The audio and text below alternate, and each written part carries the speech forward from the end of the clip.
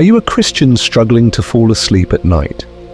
Do the worries of the day keep you tossing and turning, longing for the peace and rest you know God desires for you? If so, you're in the right place. Welcome to the Sleep Bible, where we combine the power of God's Word with calming narration to help you experience deep, restorative sleep and find rest in the comforting presence of God. Imagine going to bed every night knowing you'll wake up refreshed, your heart at peace, and your mind filled with God's promises. That's the transformation we're inviting you into tonight, falling asleep peacefully while soaking in the Word of God, beginning with the incredible story of Daniel. But let me ask you this. What happens if you don't take the time to rest in God's Word? Sleepless nights can leave you feeling drained, disconnected, and weighed down by the cares of life. Yet, the Bible tells us, "Come to me, all you who are weary and burdened, and I will give you rest." This invitation is yours to claim right now. If you want to ensure you never have another sleepless night, I encourage you to subscribe to my channel today. Not only will your subscription support my journey of creating these peaceful, faith-filled videos, but it will also grant you lifetime access to my upcoming Sleep app, a personalized tool that will allow you to create custom Bible sleep stories, calming soundscapes, and visuals to suit your needs. Over the next few weeks, I'll be releasing the books of the Bible, narrated to bring you peace, comfort, and a night of restful sleep. The Word of God has the power to transform your heart and life. As Psalm 1 beautifully says, "His pleasure and passion is remaining true to the word of I am, meditating day and night in the true revelation of light. He will be standing firm like a flourishing tree planted by God's design." Imagine that flourishing tree that can be you as you rest in His Word night after night. Tonight, as we begin the book of Daniel, allow its powerful message of faith, courage, and divine protection to wash over you. Let this story remind you of God's unshakable presence in every circumstance, guiding you and protecting you even in life's most challenging moments. Don't wait another night. Subscribe now and join me on this journey of experiencing the peace and promises of God through His Word. Together we'll transform sleepless nights into moments of worship, rest, and renewal. Let's begin. The Book of Daniel, Chapter 1. Daniel and his friends in the court of the king. It was the 3rd year of the reign of Jehoiakim, king of Judah, when Nebuchadnezzar, king of Babylon, marched on Jerusalem and besieged the city. My Lord gave Nebuchadnezzar victory over King Jehoiakim and permitted the Babylonian ruler to remove some of the sacred vessels belonging to the temple of the true God. Nebuchadnezzar carried them away to the land of Babylon and placed the sacred vessels into the temple treasury of his own gods. Later, the king ordered Ashpenaz, his chief officer, to select a certain number of youths from royal or noble families of the Israelites who would be suitable for service in the king's palace. They were to be handsome young men without defect, well versed in every branch of wisdom. They were to be intelligent, discerning, and qualified for royal service. Ashpenaz was instructed to teach them the culture, the literature, and the language of the Babylonians. The king provided them a daily allowance of the best food and wine from the king's table. For 3 years they were to receive a thorough education, after which they would enter the king's service. Among these men of Judah were Daniel, Hananiah, Mishael, and Azariah. But the chief official of the palace gave them Babylonian names. Daniel he called Belteshazzar, Hananiah he called Shadrach, Mishael he called Meshach, and Azariah he called Abednego. However, Daniel determined in his heart not to contaminate himself with the food and wine from the royal table, so he begged the chief official to exempt him from the royal diet. Then God moved on the heart of the chief official to show Daniel favor and compassion. But he warned Daniel, "My lord, the king has ordered your meat and drink. and I fear that he will notice if your face starts looking worse than the other men your age. You could put my life in jeopardy with the king." Daniel then appealed to the overseer, whom the chief officer put in charge over Daniel, Hananiah, Mishael, and Azariah. Daniel said to him, "Test us, your servants, for 10 days. Give us only seeds to eat and water to drink. Then afterward compare our appearance with those of the young men who eat the king's food. Then you can decide what to do with us." So the overseer agreed to do what they requested and tested them for 10 days. And when the 10 days were completed, they looked healthier and had even gained weight. The 4 Hebrew young men were in better physical condition compared to any of the others who had eaten their food from the royal table. So the guard replaced their diet of royal food and wine with vegetables and water. 4 exceptional young men. God imparted insight and skill in every aspect of literature and science to the 4 Hebrew men. Daniel also had the unique gift of interpreting every kind of supernatural vision and dream. At the end of the period that the king had assigned for their training, the chief of the palace servants brought them to Nebuchadnezzar's court. The king interviewed them all, and among all the young men he found none to equal Daniel, Hananiah, Mishael, and Azariah. So the king chose them to serve as his advisors. And when the king questioned them on any point of wisdom or understanding, he found them 10 times superior to all the magicians and enchanters in his entire kingdom. And Daniel continued there in Babylon as a royal advisor until the time Cyrus became king. Chapter 2. Nebuchadnezzar's troublesome dream. In the 2nd year of his reign, Nebuchadnezzar had an ominous dream. It left him so disturbed that he could not sleep. So the king called for his magicians, enchanters, wizards, and wise men to tell him what he had dreamed. And they all came and stood before the unsettled king. He told them, "I've had a dream, and my heart is troubled. I want to know what my dream means." The wise men answered him, "May you live forever, O king. Tell your servants the dream you had, and we will gladly reveal its meaning for you." "My decision is final. the king answered. If you cannot tell me what I dreamed and what it means, I will have you torn limb from limb and turn your homes into garbage dumps. But if you can tell me what I dreamed and its interpretation, I will reward you with wonderful gifts and high honor in my kingdom. So now, tell me my dream and what it means." They again replied, "Let the king tell his dream to us, his servants, and we will gladly reveal its meaning." But the king retorted, "I know what you're doing. You're just stalling for time. My decision is firm. If you do not interpret my dream for me, you will all receive the same punishment. You have conspired to continue deceiving me with your lies, hoping something will change. So tell me now what I dreamed, so that I can be assured that you are able to interpret it for me."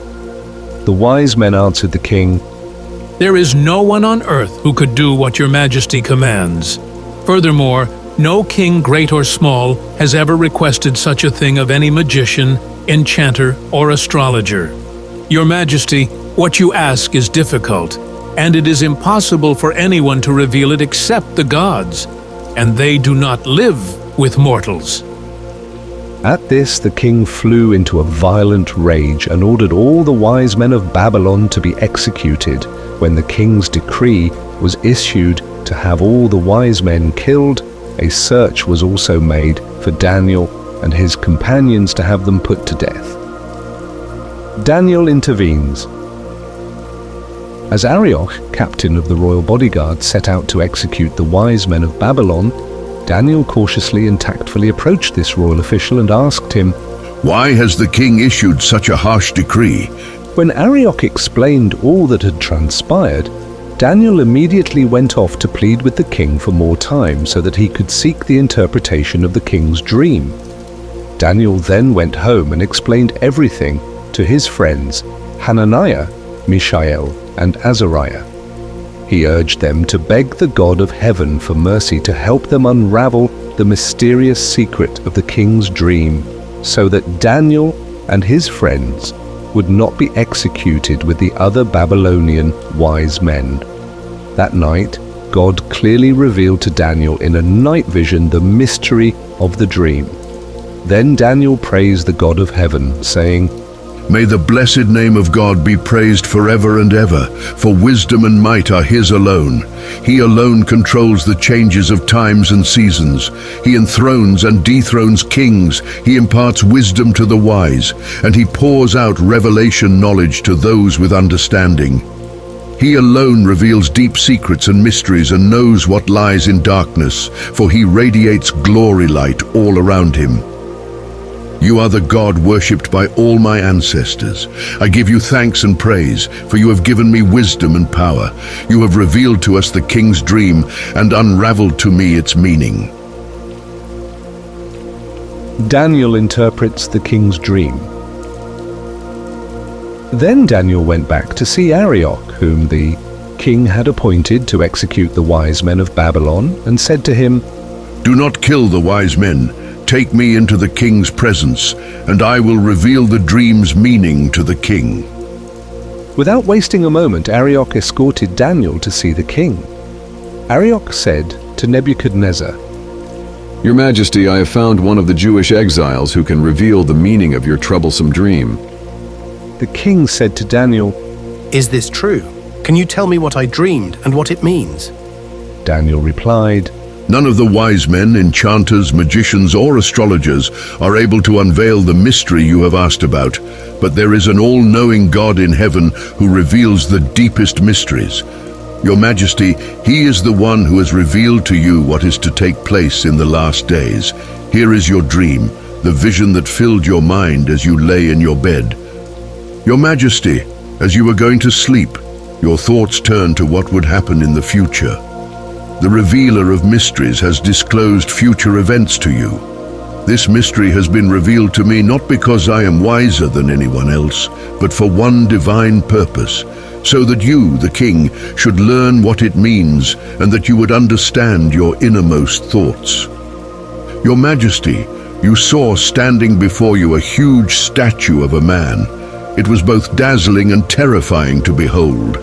The head of this statue was of purest gold, its chest and arms were of gleaming silver, its belly and hips of polished bronze, its legs of iron, and its feet were partly iron and partly clay. While you were staring at this statue, a boulder broke off from a mountain, but not by the instrument of human hands. The boulder struck the statue at its base and shattered its feet of iron and clay into pieces. Then all at once, the entire statue collapsed into a heap of rubble. The iron and clay, bronze, silver and gold were all pulverized as fine as chaff on the summer threshing floor. The wind blew the shattered pieces away, leaving not a trace behind.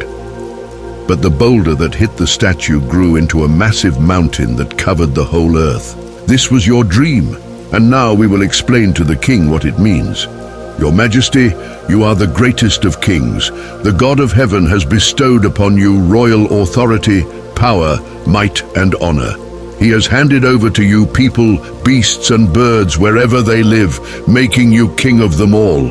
You, O king, are the golden head, and after you are gone, another kingdom will arise, a kingdom not as great as yours, and then a third kingdom will arise to rule the land, a kingdom of bronze.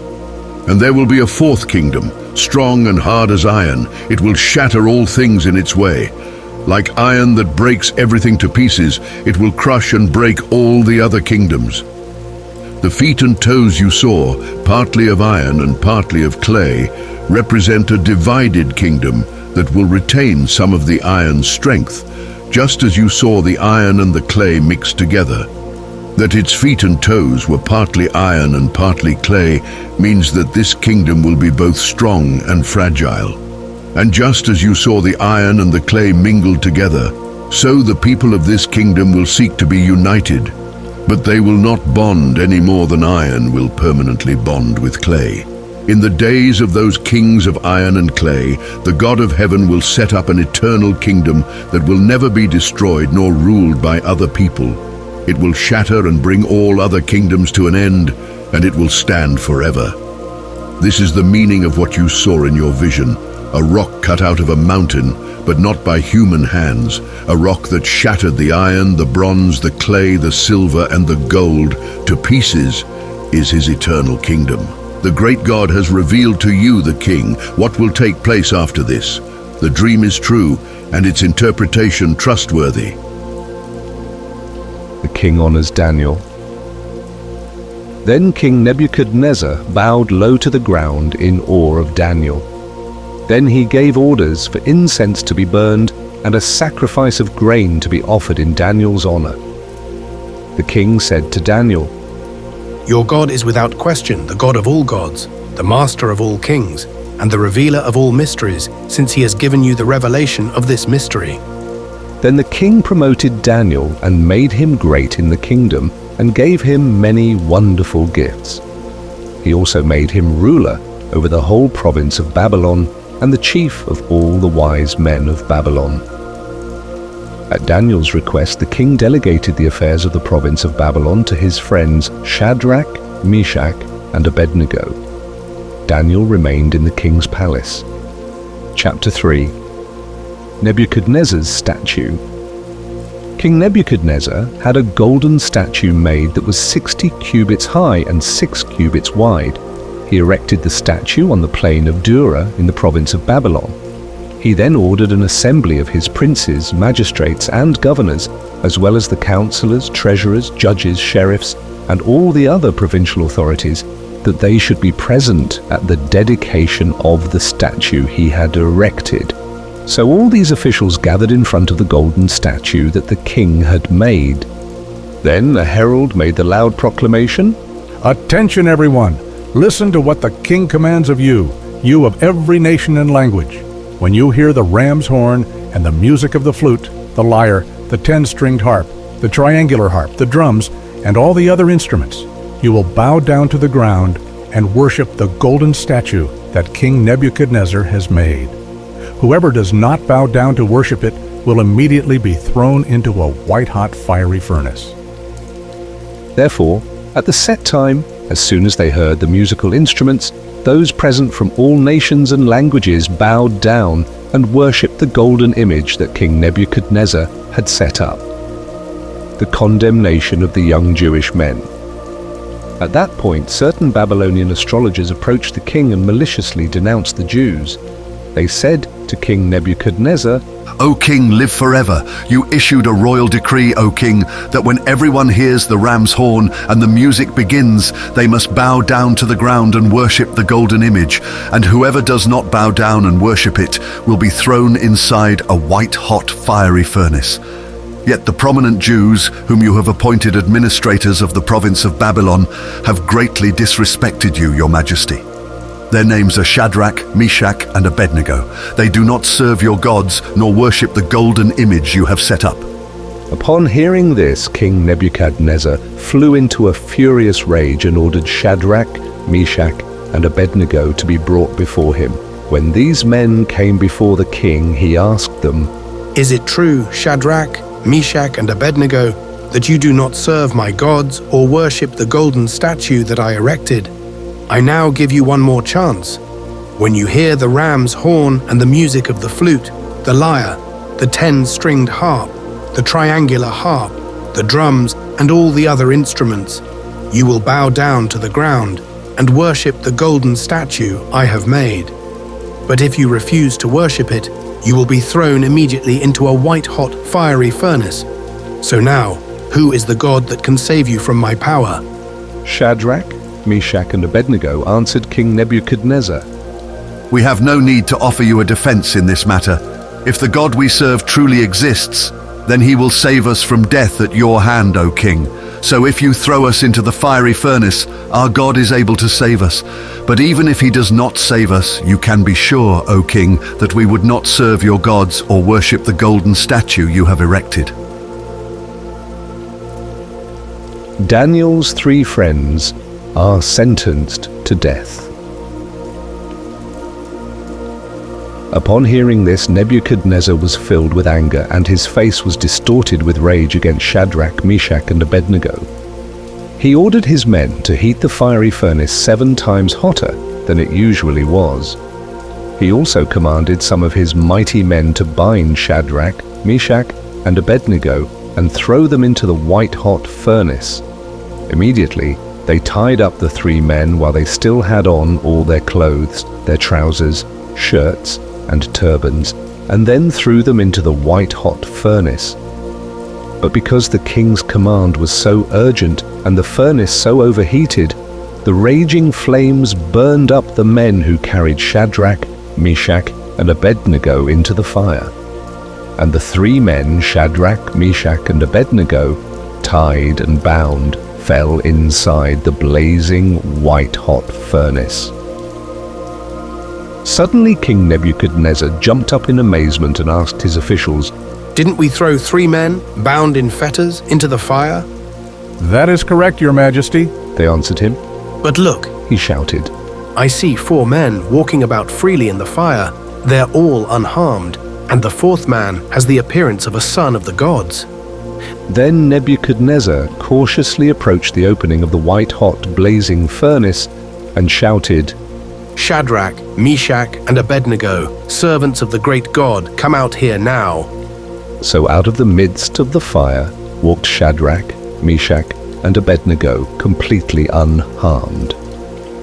When all the king's officials had assembled, along with the princes, magistrates, and governors, they discovered that the fire had not harmed these 3 men. Their hair was not singed, their clothes were not scorched, and they didn't even smell like smoke. Nebuchadnezzar acknowledges God. King Nebuchadnezzar said, "Praise be to the God of Shadrach, Meshach, and Abednego, for he sent his divine messenger to rescue his servants who trusted in him. They disobeyed my orders and laid their lives on the line rather than serve or worship any god but their own. So I hereby make this decree.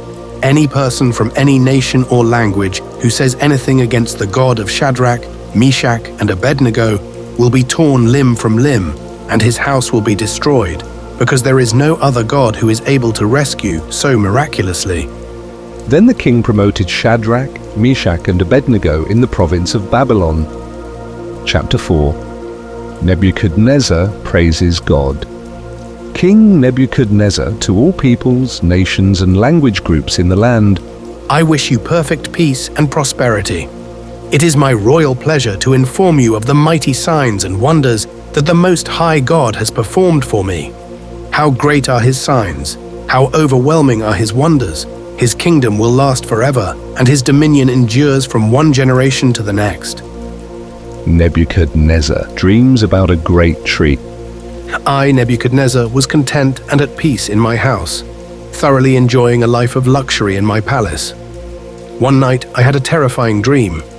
While I was lying on my bed, frightening visions passed through my head, and I was tormented by what I saw. So I issued a decree that all the sages of Babylon must come and explain to me what my dream meant. Magicians, enchanters, wizards, and wise men came, and I explained my dream to them, but they were unable to interpret it for me. Finally, Daniel came before me. I had renamed him Belteshazzar after my own god. The spirit of the holy gods resides in him. I then told Daniel my dream. "Belteshazzar, chief of all my wise men, I know that the spirit of the holy gods resides in you, and that there is no mystery that you cannot solve. So listen to my dream and tell me what it means." While I slept, these visions passed through my mind. I saw a huge tree in the midst of the earth, and the tree grew taller and stronger until its top reached into the heavens, and it could be seen from the far reaches of the land. Its branches and foliage were beautiful, its fruit abundant, providing enough food for all. Animals rested under its shade, and birds found shelter in its sturdy branches. All living creatures were nourished from it. A watcher angel. While I was still asleep, I saw another vision. I saw a watcher, a holy one, come down from heaven. At the top of his voice, he announced, "Cut down the tree, lop off its branches, strip off its leaves, and scatter its fruit. Drive away the animals from beneath its shelter and the birds from its branches, but leave the stump with its roots in the ground. encircle it with chains of iron and bronze, surrounded by the grass of the field. Night after night, let him be damp with heaven's dew. Let him live with the animals among the plants of the earth as his appointed lot. Let him eat the grass of the field. For 7 years, let his mind be altered into the mind of a beast. Such is the sentence decreed by the watchers, the decision by the word of the holy ones, so that everyone living may learn that the Most High God is sovereign over the kingdoms of men. He can give them to whomever he pleases and raises up over them the lowliest of all people. Then King Nebuchadnezzar concluded, That was my dream. Now it is for you, Belteshazzar, to interpret its meaning, since not one of the wise men in my kingdom has been able to interpret it for me. But I know that you can, since the spirit of the holy gods resides in you. Daniel interprets the king's dream. Upon hearing this, Daniel, known as Belteshazzar, was visibly shaken for a while and troubled in his thoughts. The king noticed this and said to him, Belteshazzar, do not be alarmed by the dream and its meaning. Belteshazzar answered, My lord, if only the dream applied to those who hate you and its interpretation were for your enemies. The huge tree you saw, so large and tall that it reached into the heavens and could be seen from anywhere in the land. The tree with beautiful branches and foliage and abundant fruit, providing food for all and shade for the wild animals and birds with nests in its branches. That tree, your majesty, is you. You are now so great and strong that it reaches into heaven, and your authority reaches over the entire land. Now you, O king, saw a watcher, a holy messenger, come down from heaven saying, Cut the tree down and destroy it, but leave the stump and roots in the ground. Encircle it with chains of iron and bronze in the midst of the grass of the field. Let him be damp with the dew every night. Let him live with the animals among the plants of the earth as his appointed lot until 7 years have passed by for him. So the meaning of what you saw, your majesty, and the decree the Most High has decreed over you, my lord the king, is this. You will be driven far from human society and will make your home with the wild beasts for 7 years. Like cattle, you will eat grass, and you will be damp with the dew of heaven until you have learned that the Most High is sovereign over the kingdoms of men and can give them to whomever he pleases. And the watcher's order, leave the stump with its roots in the ground, means this. God will restore your kingdom to you once you come to your senses and understand that heaven rules over all. Your Majesty, please be willing to do what I say and accept my advice. Renounce your sins by doing what is right. Turn from your wickedness by showing mercy to the poor and unfortunate, and perhaps your prosperity will continue. The dream comes true. All that was predicted happened to King Nebuchadnezzar. A year later, while strolling on the roof of his royal palace in Babylon, the king began to boast. Look at you. Is not this Babylon the Great? By my brilliant wisdom, I built all this as my royal residence to display the glory of my majesty. The words were no sooner out of his mouth than a voice spoke from out of heaven. Here is my verdict concerning you, King Nebuchadnezzar. I have now taken your kingdom from you. You will be driven far from human society for 7 years. You will make your home with the wild beasts, and you will eat grass like cattle until you have learned that I, the Most High, am sovereign over the kingdoms of men and can give them to whomever I please. It was no sooner said than done. Nebuchadnezzar was forced to live like a wild animal and was driven far from human society and ate grass as cattle do. Night after night, he was damp with the dew of heaven, his hair grew remarkably long like eagle's feathers, and his nails became like a bird's talons. Nebuchadnezzar praises the Most High. When the appointed time had come, I, Nebuchadnezzar, raised my eyes to heaven, and my sanity returned to me. And I blessed the Most High, praising and glorifying him who lives forever. His kingdom is an everlasting kingdom, and his dominion endures from one generation to the next. All who dwell on earth are regarded as nothing compared to him. He does whatever he pleases with the armies of heaven and with those who dwell on earth. No one can restrain his mighty hand or dare ask him, "What are you doing?" At the moment I began to praise him, I was restored to my right mind. The Most High gave me back the majesty and splendor of my kingdom. My advisors and noblemen came looking for me. I was restored to my throne, and still more greatness was added to me. And now I, Nebuchadnezzar, praise, extol, and glorify God, the King of heaven. All his works are right and true, and all his ways are right. He knows how to humble those who strut around in pride. Chapter 5. Belshazzar's Banquet. When Belshazzar was king, he invited 1,000 of his nobles to a state banquet, where the wine flowed freely among all his guests.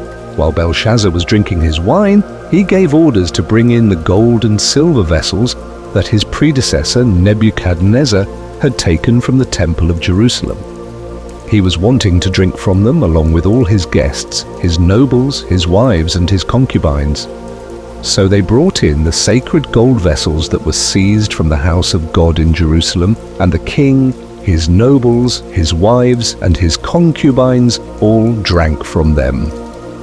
As they all drank their wine, they praised their man-made gods of gold and silver, bronze and iron, wood and stone. Then all at once a human hand appeared out of thin air, and its finger began writing on the whitewashed wall of the palace, illuminated by the lampstand nearby. When the king witnessed this strange hand as it was writing, terror gripped him. The color drained from his face, his knees began to knock together, and he wet himself. The king shouted out, "Bring in the astrologers, wise men, and enchanters." And when they came before him, he said to all the wise ones of Babylon, "I will make rich and famous anyone who can read this handwriting on the wall and tell me its interpretation. He will wear the purple robes of royalty and wear a golden collar on his neck, and I will make him the third highest ruler in my kingdom." All the king's wise men came forward to examine the wall, but not one could read the writing or tell the king what it meant. King Belshazzar grew more and more terrified. His face turned ashen, and all his nobles were dumbfounded. When the queen mother heard the uproar among the king and his nobles, she entered the banquet hall and said, "Long live the king. Do not be so alarmed. Why are you so pale? There is a mighty man in your kingdom who has the spirit of the holy gods in him. During your predecessor's reign, he was found to have light, brilliant insight and godlike wisdom. It was, in fact, your predecessor, King Nebuchadnezzar, who made him chief of the wise men, enchanters, astrologers, and diviners. This man Daniel, whom the king named Belteshazzar, has an extraordinary spirit and is full of revelation and understanding. He possesses a rare ability to interpret dreams, unravel mysteries, and find solutions to impossible problems. So send for Daniel, and he will reveal to you what this handwriting means." Daniel explains the handwriting on the wall. Then Daniel was brought into the presence of King Belshazzar, and the king asked him, "So you are the Daniel of the Jewish exiles my predecessor brought here from Judah? I have heard so much about you. I've been told that you have the Spirit of God, and that you possess divine illumination, brilliant insight, and extraordinary wisdom. Now I have already brought in my wise men and astrologers before me, that they might read this inscription and give me its interpretation, but they were unable to show me what the words mean. However, I have heard that you are able to interpret dreams and that you have solutions for impossible problems. If you then can read the handwriting and tell me what it means, you will wear purple robes of royalty and a golden collar on your neck, and you will become the third most powerful ruler in the kingdom." Then Daniel answered the king, You may keep your rewards or give your gifts to someone else, but I will clear up for you the mystery of this handwriting on the wall. As for you, O king, the Most High God gave your predecessor Nebuchadnezzar kingship, greatness, honor, and majesty. God made him so great that people everywhere, people from every nation, tribe, and language group, trembled with fear and dread of him. He killed or spared whomever he pleased, and he exalted or humbled whomever he wished. But when his heart was inflated with pride and his spirit hardened into stubbornness, God deposed him from his royal throne and stripped him of his glory. He was driven away from civilization, for his mind became like that of a beast. He lived with the wild donkeys and ate grass like an ox. His body was bathed with the dew of heaven until finally he acknowledged that the Most High God has dominion over the kingdoms of men and sets over them anyone he wishes. Yet you, his successor Belshazzar, you have not humbled your heart even though you knew all this. Instead, you lifted yourself up above the sovereign Lord of the heavens, and you brought into your banquet hall the vessels of his temple, so that you and your nobles, your wives, and your concubines might drink wine from them. You lifted praises to your gods of gold and silver, of bronze and iron, of wood and stone, who do not see or hear or know anything, but the God who controls your very life, breath, and every move you make you did not glorify. This is why God sent the hand that wrote the inscription upon the wall. The words inscribed are Mene, Mene, Tekel, Parsin, and here is what they mean. Mene, God has numbered the days of your reign and brought it to an end. Tekel, God has weighed you in the balance and you have been found lacking. Peres, God has divided up your kingdom and given it to the Medes and the Persians. Immediately Belshazzar ordered Daniel to be clothed in a royal purple robe, to have a golden collar placed around his neck, and to be proclaimed the third highest ruler in the kingdom. That very night, the Babylonian king Belshazzar was killed. So Darius the Mede received the kingdom when he was 62 years old. Chapter 6. The plot against Daniel. After he became king, Darius the Mede decided to subdivide his kingdom into 120 provinces and strategically appointed a governor for each province. He also appointed 3 chief officials to watch over the work of these governors so that the king's interests might not suffer, and Daniel was one of these 3.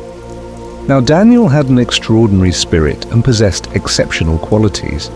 He so distinguished himself among all the chief officials and the governors that Darius intended to set him over his entire kingdom. For that reason, the chief officials and the governors were stirred to seek some pretext against Daniel regarding his governmental affairs. But because he was trustworthy, no one could find any error or fault in him, nor could they uncover any negligence or misconduct. Finally, his accusers said to themselves, "We will never find grounds for accusation against this Daniel unless it is related to his obedience to the law of his God." So these 122 powerful politicians consulted together as a group to entrap Daniel. And they went to speak to the king and said to him, "King Darius, live forever. All the officials of your kingdom, your high officials, administrators, advisors, and governors, we are all agreed that by royal decree the following prohibition should be enforced strictly. For 30 days, no one is to pray to any god or man except to you, O king. Otherwise, he must be thrown into the lion's den. Now therefore, let the king issue this written, irrevocable decree that cannot be altered according to the unchanging law of the Medes and the Persians." So King Darius signed the written decree. Daniel thrown into the lion's den. Even after Daniel learned that the king had officially signed his decree, he continued his regular custom of praying at 3 set times a day. He went to the upper chamber of his house and opened the windows facing toward Jerusalem. Then he got down on his knees to pray, and he offered his grateful praise to God as he always had done. Then all those who conspired against Daniel came and spied on him. They found him praying to God and asking him for help. So they approached the king and reminded him of his royal decree. "Your Majesty, did you not sign a decree forbidding everyone for 30 days to pray to any god or man except to you, O king, under penalty of being thrown into the lion's den?" Yes, I did, and my decree is final. The king answered. It is irrevocable according to the law of the Medes and Persians. They then told the king, We discovered that Daniel, one of the foreign Jewish exiles, pays no heed to you, O king, and ignores the decree you have signed, for he prays to his God 3 times a day. When King Darius heard this, he was deeply grieved and sought to find a way he could rescue Daniel from his fate. For most of that day until sundown, he wrestled within himself over how Daniel could be spared. But these powerful politicians went back to see the king and insisted, Bear in mind, your majesty, that according to the law of the Medes and Persians, every edict or decree of the king is irrevocable. So the king gave orders to have Daniel brought in and cast into the lion's den. But before they threw him into the lion's den, the king said to Daniel, Your God, whom you serve so faithfully, he will surely come to rescue you. A large stone was then brought and placed over the opening of the den, and the king sealed it with his own signet ring and with the signet rings of each of his nobles, so that Daniel's fate might not be changed. Then the king returned to his palace, where he spent the night fasting. He had no supper brought to him and could not sleep a wink. God protects Daniel. At the first sign of dawn, the king rose from his bed and hurried off to the lion's den. As he drew near the den of lions, he called out to Daniel with a trembling voice, O Daniel, servant of the living God, has your God, whom you serve so faithfully, been able to rescue you from the lions? Then he heard a voice. It was Daniel. He was still alive. O king, live forever, Answered Daniel. My God sent his angel, who sealed the mouths of the lions. I am unharmed and without a scratch, for I have been found innocent before my God and before you too, O king. I have committed no wrong. The king was beside himself with joy, and he gave orders to have Daniel taken up out of the lion's den. When the servants brought him up from the den, they could find no trace of injury on his body because he had trusted in his God. Then, at the king's command, those politicians who had maliciously plotted against Daniel, along with their wives and children, were arrested and flung into the lion's den. And before they reached the bottom, the lions pounced on them and devoured them, bones and all. King Darius's decree. After that, King Darius wrote the following to all the people groups of his kingdom, those of every nation, tribe, and tongue throughout the land. May peace and prosperity be greatly multiplied to you. I hereby decree that throughout my royal dominion, all people everywhere will tremble in fear before the God whom Daniel worships. He is the living God, enduring forever. His kingdom will never be destroyed, and his dominion continues without end. He is a mighty Savior and Deliverer. He performs astonishing miracles in heaven and on earth. He alone has rescued Daniel from the claws of the lions. From then on, Daniel prospered greatly during the reign of Darius and during the reign of Cyrus the Persian. Chapter 7. Daniel's first vision, the 4 beasts. During the first year of the reign of King Belshazzar of Babylon, I, Daniel, had a dream filled with visions while I lay on my bed. So I wrote down my dream, describing in full all that I had seen. Suddenly in my night vision I saw the 4 winds of the heavens burst forth upon the great sea. Then emerging from the tossing sea came 4 immense beasts, each different from the others. The first one was like a winged lion, with wings like an eagle. As I watched, its wings were plucked off, and it was lifted up from the earth, standing on 2 feet like a person, and it was given a human heart. Then the second beast I saw resembled a bear. It was half crouching and had 3 ribs clenched between its fangs. It was told, Stand up and devour more flesh. After that, as I looked on, behold, there was another one that looked like a tiger. On its back were 4 large wings of a bird. This beast had 4 heads, and it was given authority for dominion. Then in my night vision, behold, I saw a fourth beast. It was dreadful, terrifying, and incredibly powerful. It had huge iron teeth used for crushing and devouring its victims. With its massive feet, it trampled on what was left. It had 10 horns and was totally different from the other beasts. As I was wondering about the horns, suddenly, another little horn sprouted up among them and tore out by the roots 3 of the previous horns to make room for it. On this little horn, there were eyes like that of a man and a mouth boasting arrogantly. The courtroom of heaven. As I looked on, I observed a heavenly courtroom. Various thrones were being arranged until the Ancient of Days took his seat. His clothing was as white as snow, and his hair was white like perfectly clean wool. His throne was a tempest of fiery flames, set upon wheels of blazing fire. A surging stream of fire flowed from before him. Immeasurable numbers of people were serving him, and countless myriads were attending him. The court convened for judgment, and the books were opened. As I kept on looking, I heard boastful words being spoken by the little horn. As I watched, the verdict was issued. The fourth beast was killed, and its body was thrown into the blazing fire. As for the rest of the beasts, their dominion had been taken away, but they were allowed to continue living for an appointed time. Then, as I was looking on in my night visions, suddenly I saw one like a son of man coming in the midst of the clouds of heaven. He was ushered into the presence of the Ancient of Days and presented before him. Then the Ancient of Days conferred upon him dominion, glory, and kingship. People of every nation and language group worshipped him. His dominion is everlasting and will never pass away, and his kingdom will never be destroyed. Interpretation of the vision. As for me, Daniel, I was terrified by these night visions, and my spirit was deeply disturbed by all that I saw. I went up to one who was standing there and asked him to explain the true meaning of what I had witnessed. So he gave me the interpretation. These 4 great beasts represent 4 empires that will rise to power over the earth. But after them, the holy ones, the Most High ones, will receive the kingdom and possess it forever. Yes, forever and ever. But I was curious to know more about the fourth beast. It was much different from all the others, the terrifying, dreadful beast. It crushed its victims with claws of bronze and with teeth of iron, and then trampled on them.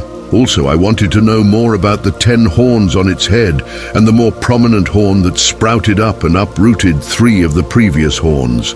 I wanted to gain insight about this conspicuous little horn, more imposing than the others, with eyes in it and a mouth speaking arrogantly. As I watched, that horn fought against the holy ones and was defeating them until the everlasting one came on the scene.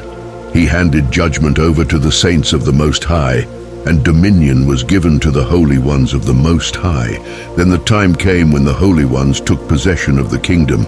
He gave me the interpretation.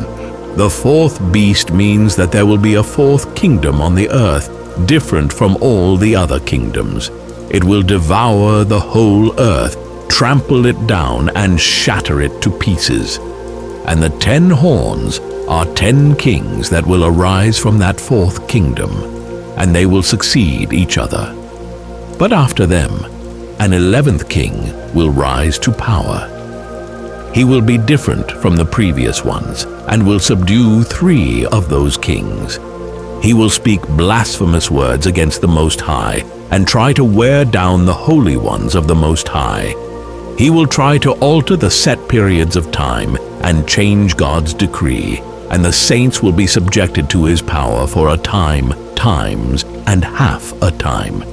But when the heavenly court convenes, his ruling power will be stripped from him.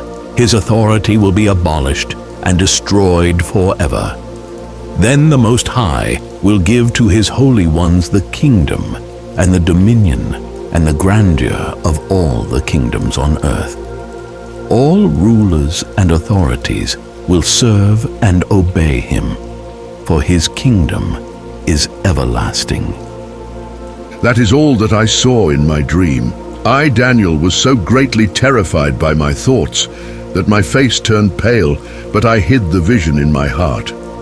Chapter 8. Daniel's second vision. In the 3rd year of the reign of King Belshazzar, I, Daniel, saw a second supernatural vision. In my vision, I suddenly found myself in the fortress city of Susa, the capital of the province of Elam, standing beside the Ulai Canal. As I looked about, behold, I saw a ram standing on the bank of the canal. It had 2 long horns, one behind the other, but the one behind was longer. I watched as the ram charged toward the west, then the north, and then the south. With each conquest, it became even more powerful. No beast could withstand it or be rescued from its power. It did whatever it pleased. As I considered what it all meant, I saw a male goat come rushing from the west, racing across the whole earth without touching the ground. He had a single prominent horn on his forehead. The goat came up to the 2-horned ram that I saw standing beside the canal and rushed at it with savage force. Then I saw him reach the ram and attack it with furious blows. He smashed it so hard that it broke off its 2 horns, for the ram had no power to withstand it. The goat knocked the ram to the ground and trampled it down, and there was no one to rescue the ram from his power. Then the goat grew exceedingly arrogant. At the very peak of his power, his big horn abruptly snapped off. In its place, 4 prominent horns came up, each pointing to a different direction. From one of them, a small horn emerged. It eventually grew to be very big, and its power extended toward the south, the east, and toward the beautiful land. It grew so powerful that it attacked the armies of heaven and hurled some of the starry host to the ground and trampled them down. The horn arrogantly exalted itself against the prince of the heavenly armies. It abolished the daily sacrifices, and the place of his sanctuary was defiled. God's people began to turn away from him and gave themselves to the power of the horn. Sin replaced the daily sacrifices on account of the rebellion of the people. The horn was successful in all it attempted to do. Truth was cast down to the ground. Then I heard a holy one speaking. Another holy one asked the first one, the wonderful numberer, How long will it be until this vision is fulfilled in relation to the daily sacrifice, the rebellion that causes desolation, the handing over of the sanctuary, and the trampling underfoot of the host of God's people? He answered, For 2,300 evenings and mornings, then the sanctuary will be purified. The angel Gabriel interprets Daniel's vision. While I, Daniel, was pondering the vision I had seen, suddenly there appeared before me one who looked like a man. Then I heard the voice of someone calling out over the waters of the Ulai Canal. Gabriel, help this man understand the meaning of his vision. As the angel Gabriel came closer to where I was standing, I was so terrified that I fell face down on the ground. Then he said to me, Daniel, son of man, you need to understand that your vision refers to the time of the end. When he spoke with me, I lost consciousness and passed out, but he took hold of me and raised me to my feet. Listen, He said, and I will tell you what will take place in the time of wrath. For the vision pertains to the appointed time of the end. The ram that you saw with 2 long horns represents the kingdoms of the Medes and the Persians. The male goat represents the kingdoms of Greece, and the big horn on its forehead is the first king of the Greek Empire. As for the horn that was broken off and replaced by 4 prominent horns, this signifies that 4 other kingdoms will rise from its midst, but their combined power will not be as great as the first. When their reign comes to an end, and their crimes have reached their full measure, there will arise a stern king, skilled in stubbornness and trickery. He will grow in might, but not through any power of his own. He will cause amazing devastation, succeed in every undertaking, and destroy mighty ones, the saints of the Most High. By his cunning, he will make treachery succeed under his rule. In his own mind, he will highly exaggerate his own importance. When they are at ease, he will suddenly destroy many. But when he rises up against the prince of all princes, He will be broken, but not by any human power. The explanation of the vision you had about the evening and morning sacrifices is absolutely true, and seal up the vision, for it concerns the distant future. I, Daniel, was dazed and lay sick for several days. Then I got up and went back to serve the king. I was perplexed by the vision, for it seemed beyond understanding. Chapter 9. Daniel considers Jeremiah's prophecy. These things happened during the first year Darius, son of Xerxes, was king over Babylon. He was a descendant of the Medes. During his first year of rule, I, Daniel, was studying the scriptures and noticed that according to the word Yahweh had revealed to the prophet Jeremiah, 70 years must pass while Jerusalem lay in ruins. Then I turned my heart to the Lord God, seeking an answer from him, pleading for mercy with fasting, wearing sackcloth and sitting among ashes. Daniel intercedes for his people. I prayed to Yahweh, my God, and made this confession. My Lord, you are the great and awesome God who faithfully keeps your covenant of love with those who love you and keep your commands. Yet we have sinned, acted wickedly, and done evil. We have rebelled and turned aside from your laws and commands. We have not listened to your servants, the prophets, who prophesied in your name to our kings, our leaders, our fathers, and all the people of the land. Righteousness belongs to you, Lord, but we are all covered with shame even to this day. The people of Judah, the residents of Jerusalem, and all Israel, near and far. You have scattered us to many lands because of our treachery against you. Yes, Yahweh, we are all clothed with shame, our kings, our princes, and our fathers, because we have sinned against you. In spite of all that, Lord, our God, you are filled with compassion and overflow with forgiveness, even though we have openly rebelled against you. Yahweh, we have not listened to your voice, our God, nor kept your instructions that you gave us through your servants the prophets. All the people of Israel have ignored your voice. We have defied your instructions and gone astray. Now the solemn curses confirmed by your promises of punishment in the law of your servant Moses have been poured out upon us because we sinned against you. You have fulfilled the words that you spoke against us and against the rulers over us by bringing upon us such a great calamity. Your severe punishment of Jerusalem has never been equaled under all heaven. As the law of Moses warns, this calamity came upon us in full measure. And even now, Yahweh, we have not sought to please you, our God, by turning away from our wickedness and following your ways of truth. Yahweh, you have waited for the right moment to unleash this calamity upon us. Yahweh, our God, you are just and right in all that you have done, for we defiantly ignored your voice. And now, Lord our God, you delivered your people out of the land of Egypt with mighty power. You have won fame and gained renown for yourself even to this day. But we acknowledge our sin and wicked ways. Lord, you have always demonstrated your faithfulness to Israel. So now please turn your fierce anger away from Jerusalem. It belongs to you and sits on the hill where sacrifice is made. All the other nations who live around us despise your city and your people because of the sins of our ancestors and because of our sins also.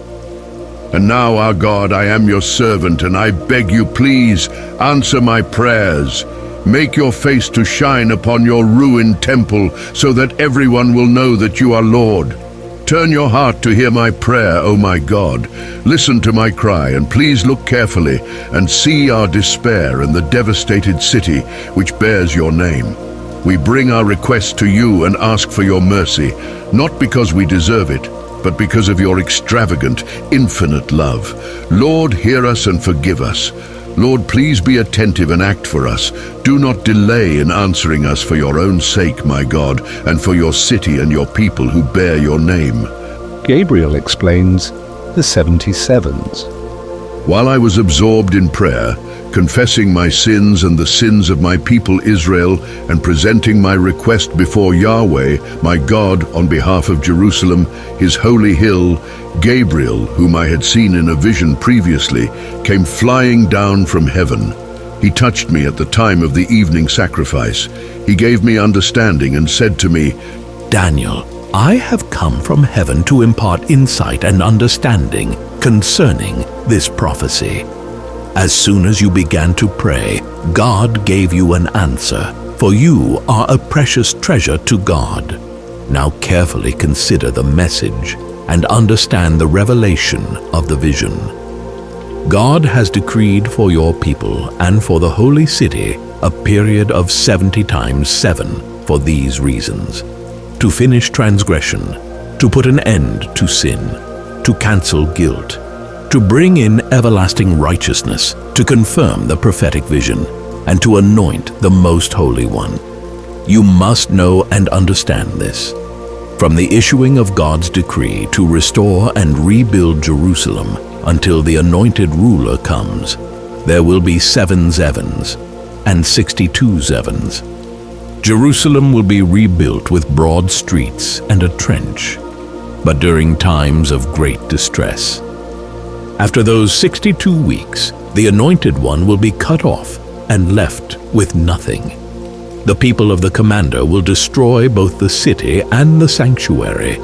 Then its end will come like an overwhelming flood, and until those 62 weeks end, there will be war.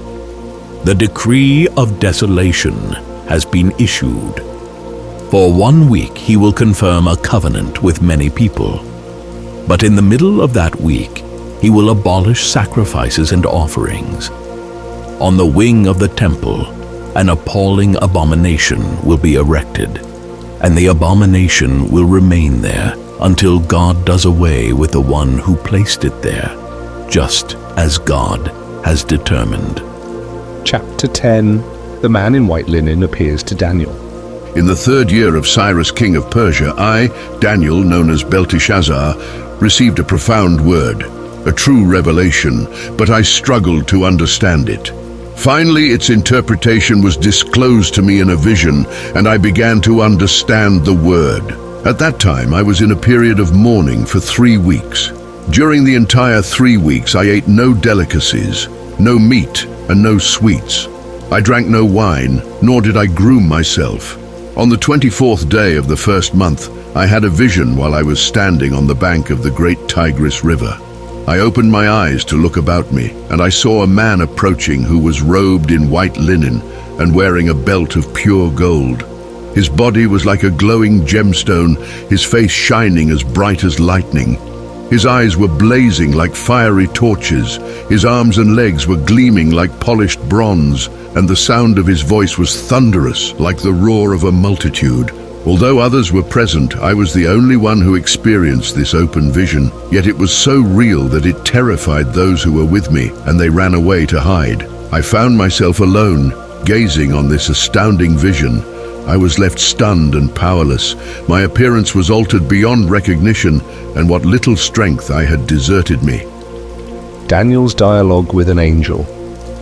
As soon as the angel began to speak to me, I fell unconscious with my face to the ground, as in a coma.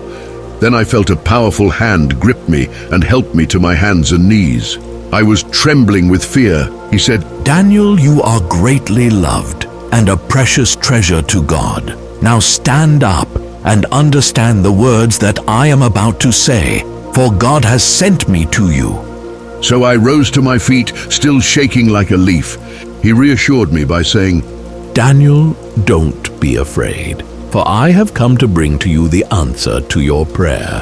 From the first day you sought to understand the revelation and humbled yourself before God, your words were heard in heaven. However, for the past 21 days, the principality over the kingdom of Persia stood to oppose and resist me. Then Michael, one of the chief princes of heaven, came to my assistance. I was left there confronting the king of Persia. Now I have come to help you comprehend what will happen to your people in the final days, for the vision pertains to a time still to come. Upon hearing these words, I bowed face down and was left speechless. Then suddenly, one who looked like a man touched my lips, and I was finally able to speak. So, I said to the one standing in front of me, My Lord, this vision has left me overcome, undone, and overwhelmed. I feel totally weak and helpless. My Lord, how can I, your servant, even talk to you? I have no strength and I can barely catch my breath. Once again, the one who looked like a man gripped me and imparted strength to me. He said to me, Be strong. Be very, very strong. Do not be afraid, for you are greatly loved and a precious treasure to God. God's peace is yours. As he spoke those words, I felt strength pour into me, and I said, Now I'm ready to listen to you, my Lord, for you have given me strength.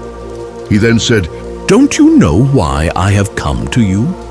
Now I am about to go back and fight the principality with him. Once we have defeated him, the principality over Greece will come next. I will unveil to you what is written in the book of truth. But first, I want you to know that there is none who fights alongside me against these forces of darkness, except Michael, your people's prince. Chapter 11. Kingdoms will rise and fall. In the first year that Darius the Mede was king, I stood up to support Michael and fought with him against the prince of Persia. I will now reveal the truth to you. 3 more kings will rise to power in Persia. A 4th will come who will be much richer than all the others. His great wealth will cause his power to grow until his empire wages war against all the kingdoms of Greece. Then a warrior king will arise who will govern a vast empire and do whatever he pleases. But at the zenith of his power, his empire will be shattered and scattered to the 4 winds of heaven, though not to his descendants. It will not be as powerful as when he ruled it, for his dominion will be uprooted and will be passed on to others who are not his descendants. The Egyptian and Syrian treaty. The king of Egypt will grow powerful, but one of his commanders will rise to become even more powerful and rule a kingdom greater than his. Then, after some years have passed, an alliance will form, and in order to ensure the peace, the daughter of the king of Egypt will marry the king of Syria. However, her grip on power will not last for long, and the king too will lose his throne. In those days, she, her husband, her child, and those who escorted her to Syria will all be killed. Yet later one of her family members will rise to become the king of Egypt.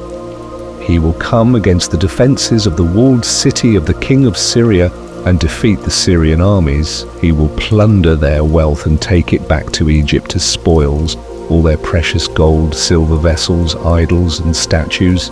For some time he will leave the kingdom of Syria in peace. Eventually the king of Syria will invade the kingdom of Egypt, but he will have to retreat to his own country. The king's sons will prepare for war, assembling a powerful group of warriors. One of his sons will swiftly advance, sweeping over the land like a powerful flood. Their armies will press forward and fight all the way to the strong, walled fortress of the king of Egypt. Then the king of Egypt will fly into a rage and set out to launch an offensive against the king of Syria, who will have an immense army on his side. However, the king of Egypt will conquer the Syrian forces. The king of Egypt will be filled with pride over his victory and of the many tens of thousands of soldiers he slaughtered, but he will not continue to be victorious. Then the king of Syria will recruit an even larger army than before, and after some years he will advance a second time with a massive army, fully equipped with weapons and supplies. At that time, many will take up arms against the king of Egypt. Renegades from among your own people will rebel in the hope of realizing the vision, but they will fail. Then the king of Syria will advance and build up siege ramps to capture a strongly fortified city. The Egyptian forces will not stand their ground. Even their elite troops will not be strong enough to resist. The invading king of Syria will do as he pleases, and no one will be able to resist him. He will occupy the land of splendor, and all of it will be under his control. Then, with the might of his entire kingdom, he will resolve to conquer Egypt by cunningly making a peace treaty with the king of Egypt. The king of Syria will offer one of his daughters in marriage, to the king of Egypt in order to defeat his kingdom, but his plan will fall apart and will not work to his advantage. The king of Syria will next turn to the coastlands and capture many cities, but a foreign commander will put a stop to his arrogance and make him suffer the consequences of his defiant insolence. He will then retreat to the well-protected fortresses of his own country. In time, he will be defeated, lose his grip on power, and disappear. His successor will send out a tax collector to maintain the wealth of his kingdom. In a short time, however, the king will die, though not in the heat of battle. Syria's evil king. In his place will rise a despised usurper of the throne who had no claim to royal status. He will attack the kingdom when the people least suspect it, and he will seize the kingdom through deceit. He will totally sweep away every opposing army that stands before him and crush them. He will even kill the high priest of the covenant, and after he forms an alliance with him, he will act deceitfully, and despite his initial small following, he will grow ever stronger. Then unexpectedly he will, by stealth, invade rich, fertile provinces and achieve what none of his ancestors did. And he will distribute the spoils and lavish them upon his followers. He will plot to defeat opposing forces protected in fortified positions and will succeed, but only for a short time. He will stir up his might and courage, muster a large army, and wage war against the king of Egypt. However, the king of Egypt will fight back with an even greater army, a massive and powerful army, but he will be defeated because of secret plans devised against him. His closest advisors who eat at the king's table will attempt to kill him. His army will be swept away, and many will fall in the slaughter. These two kings will sit at the same table and exchange lies with their hearts filled with evil motives. But their plans will come to nothing, for the time set by God has still not yet come.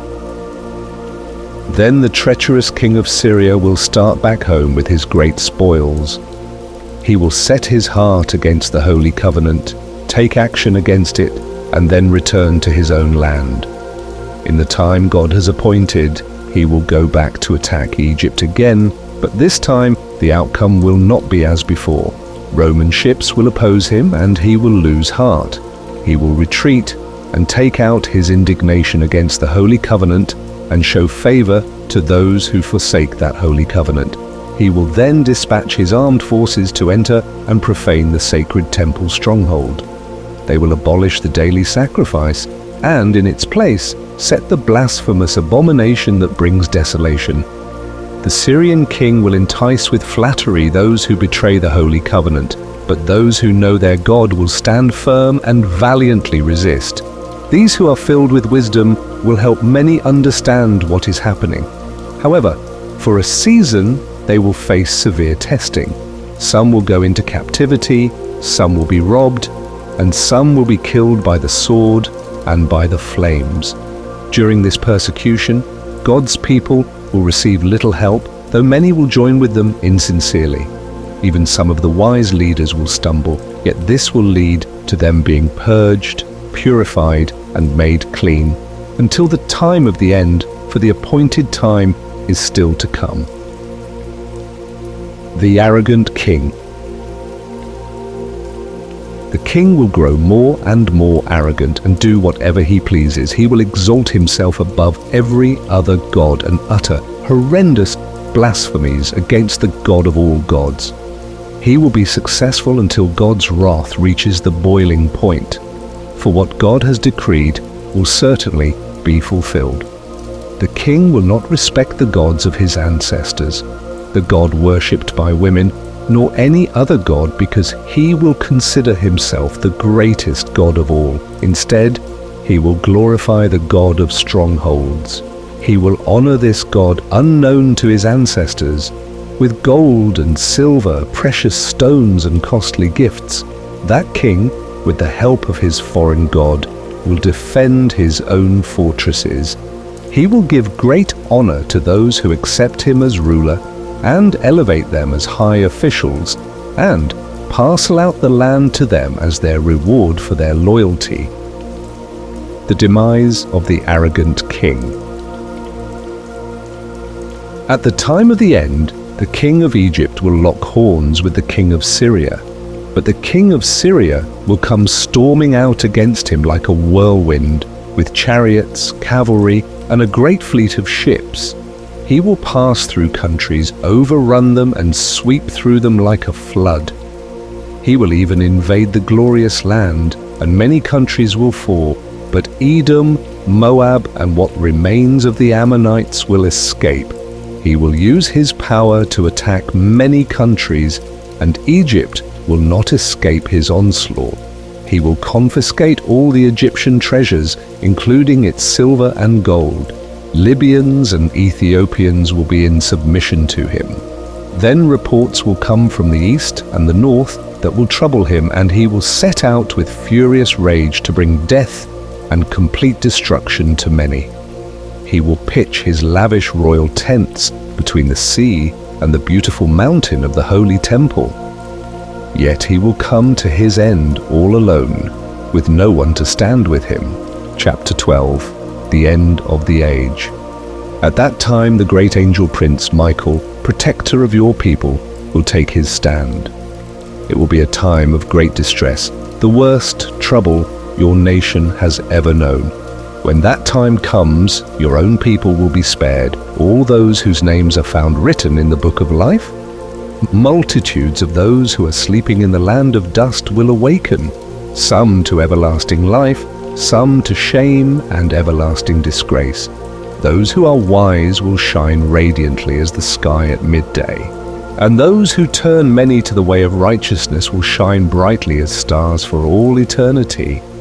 And you, Daniel, must guard these words and keep the scroll sealed until the time of the end. Many will go here and there, and knowledge will continue to increase. The two angels by the river. I, Daniel, then looked and saw two others standing, one on each bank of the river. One of them said to the man dressed in linen who was hovering above the river, How long until these wonders take place? I heard the man answer who was dressed in linen, hovering above the river. He raised his hands to heaven and swore by him who lives forever, A time and 2 times and half a time. All this persecution will not end until the opposition of God's holy people is completely crushed. Angelic revelation explained. I heard his answer, but it was like a riddle to me. So I asked him, Sir, how will all of this transpire? You may go in peace, Daniel, He replied. The understanding of this message is to remain secret and sealed until the time of the end. God will purify many people and make them clean and spotless, while the wicked will continue doing what is wicked. This revelation will remain a riddle to the wicked, but those who are wise will have profound understanding. Between the end of the continual burnt offering and the abomination that brings destruction will be 1,290 days. Blessed are those who wait and faithfully endure to the end of the 1,335 days. As for you, be at peace and rest, and you will rise for your reward at the end of the age.